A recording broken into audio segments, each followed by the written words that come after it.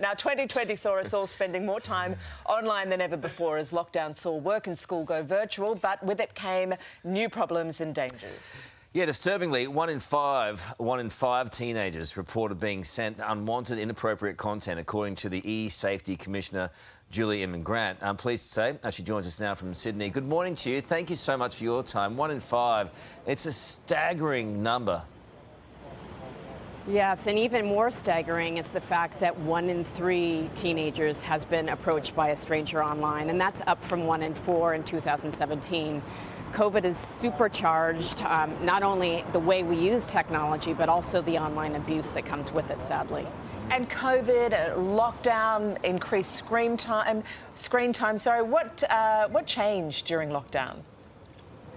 Right. Well, teenagers were already living their lives online, and of course, at that time, they're trying to establish their independence from parents and protect their privacy. Yet they're sharing more personal information online, which can make them vulnerable to predators who can triangulate some of that information and engage in what we call long-term grooming. And that's what we're ultimately concerned about, is what we call self-produced child sexual abuse material, which is remotely coerced behind the closed doors of children's bedrooms and in bathrooms. So we don't want parents to be alarmed, but we want them to be aware, and there are things that they can do.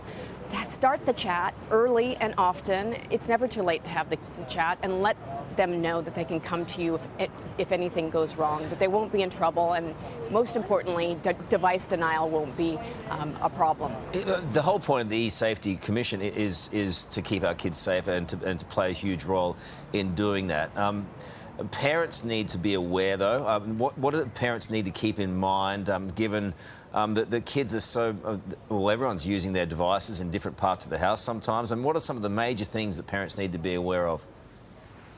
Right. Well, they just need to be engaged in their kids' online lives the way they are their everyday life. The theme this year is Start the Chat. It's never too early to start the chat. In fact, when we're handing over that digital device, 90% of Australian 4-year-olds have access to a digital device. So these are some of the early years materials that we're creating. Here's a book so you can engage with your kids around safety online. We've got a song by Lala.